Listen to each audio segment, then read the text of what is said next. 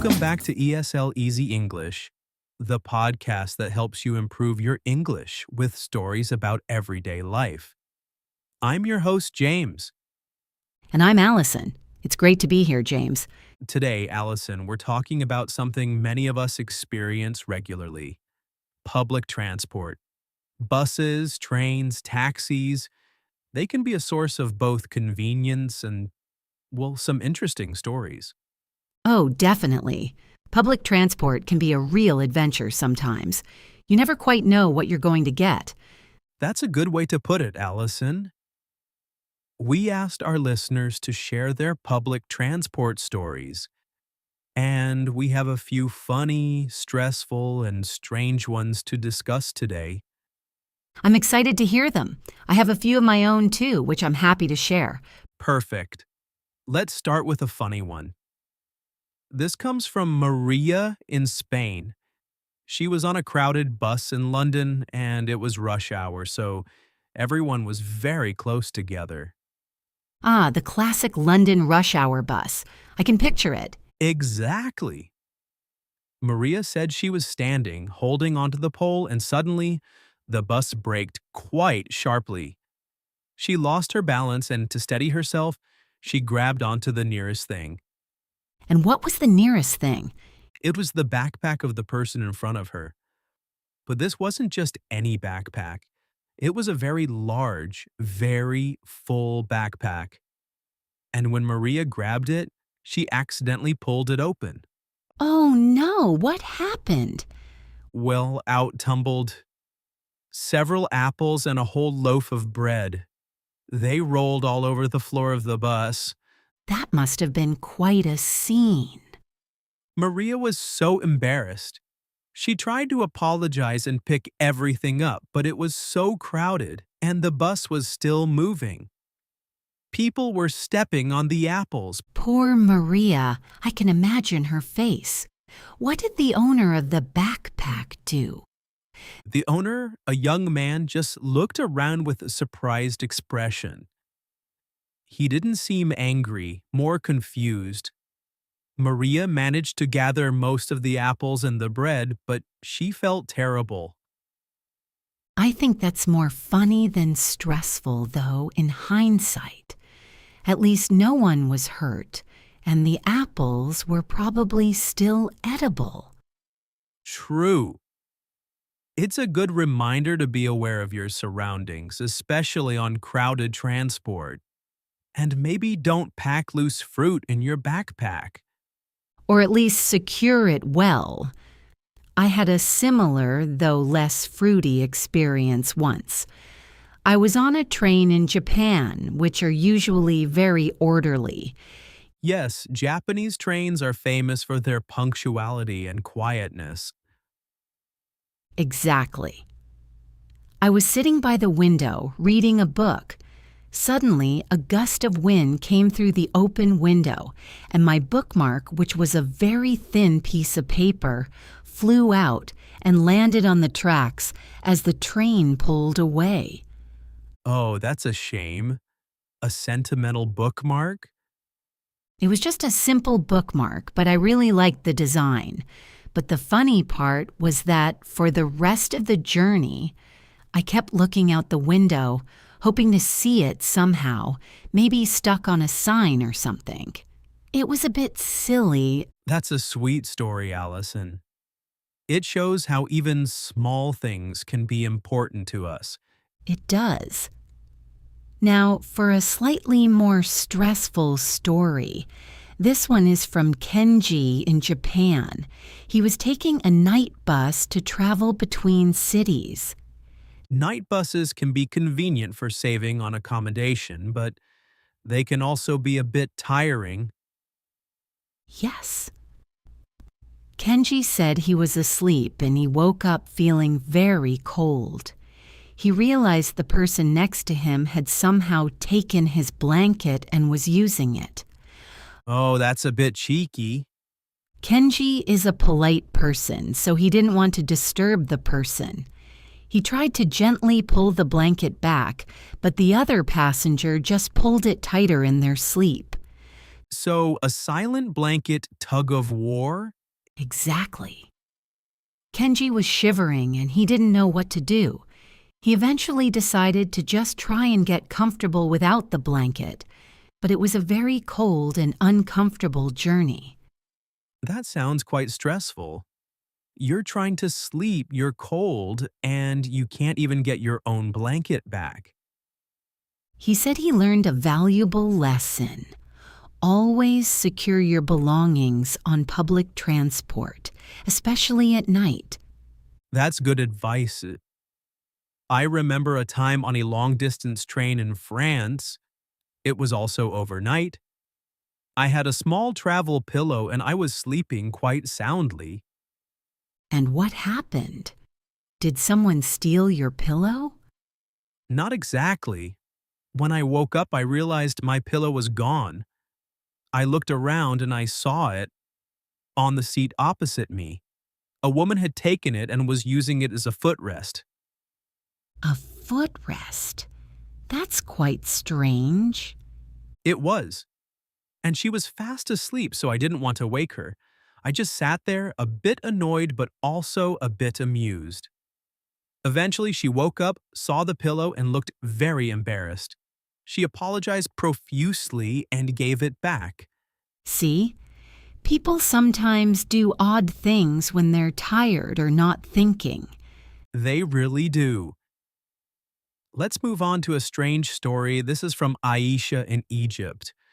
She was taking a taxi, and the driver had a very unusual passenger. Unusual how? A pet? Not exactly a pet. It was a large parrot sitting on the driver's shoulder. A parrot. Wow. Was it talking? Aisha said the parrot was surprisingly quiet for most of the ride. It just sat there looking around. But then, at one point, when Aisha asked the driver a question about the traffic, the parrot suddenly squawked loudly and said, "Turn left." No way. Did the driver turn left? He did. Aisha was so surprised. She asked the driver why the parrot said that, and the driver just smiled and said, "He knows the shortcuts." That's brilliant. What a memorable taxi ride. Aisha said she was a bit nervous at first, but the driver was very friendly, and the parrot seemed like a well-behaved co-pilot. She even gave the parrot a small piece of fruit as a thank you. That's a fantastic story. It's so unexpected. I love it when unexpected things like that happen. It makes travel more interesting. It certainly does. I had a strange experience on a bus in India once. The bus was very crowded, as they often are. I was standing, holding on. Suddenly, the bus stopped, and a man got on with a large sack. Okay. And what was in the sack? He sat down, and then he opened the sack a little, and out popped a goat. A goat. On a bus? Yes, the goat seemed quite calm, and the man was stroking it. Nobody seemed to mind. The other passengers just looked, maybe smiled, but no one complained. The goat stayed with the man for the whole journey. That's incredible. I wouldn't have expected that. It just shows how different cultures have different norms for public transport. Exactly. It was a bit of a shock for me, but it was also a reminder that what might seem strange to us is perfectly normal somewhere else.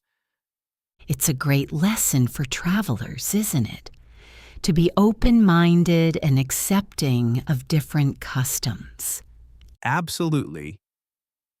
Now let's talk about a slightly stressful but ultimately funny situation. This is from Chloe in Canada. She was on a train and she realized she had left her phone on the platform as the train was pulling away. Oh, that's a classic panic moment. Yes. She saw it and she started to shout, "Stop! Stop!" But of course, the train was moving. She was very upset. What did she do? She went to the conductor and explained what happened. The conductor was very understanding. He said, "Don't worry, we will help you." That's reassuring. The conductor made an announcement on the train explaining the situation. And then, incredibly, someone on the platform heard the announcement and picked up her phone for her. Wow, that's amazing. The train stopped at the next station and Chloe got off.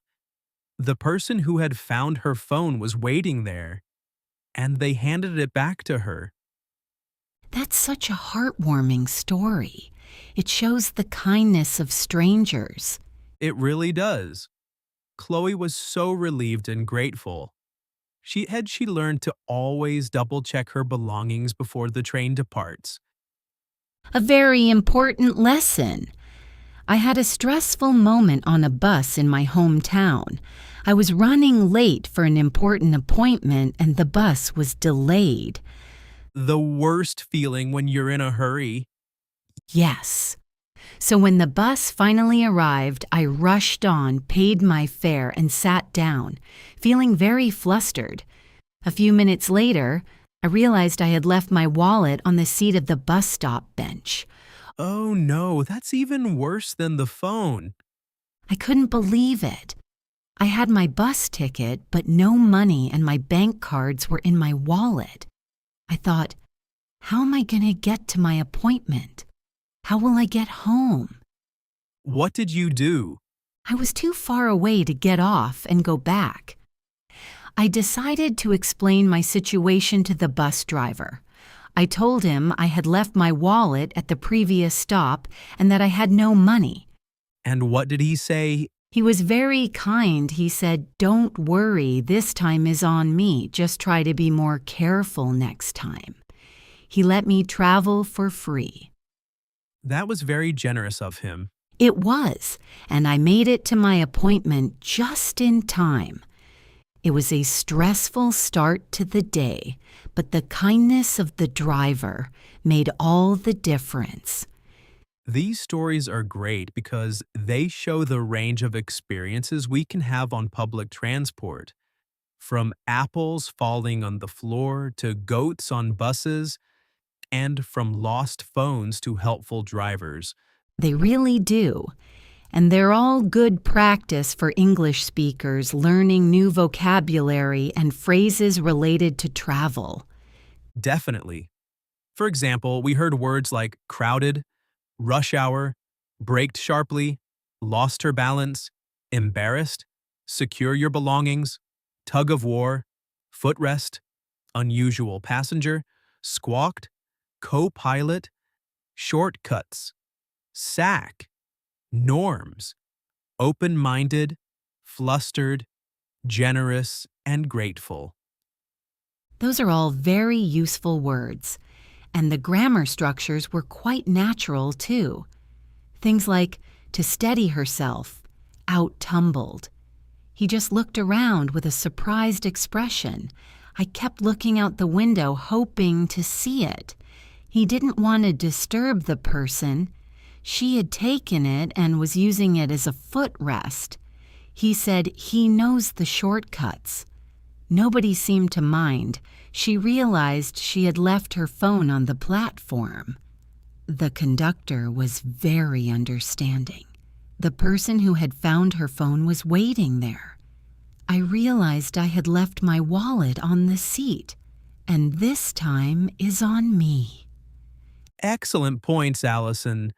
And for our listeners, remember that these stories are not just about language learning, but also about understanding different cultures and the shared human experience of navigating public spaces. Exactly. Even though the situations can be funny, stressful, or strange, there's often a lesson to be learned or a moment of human connection.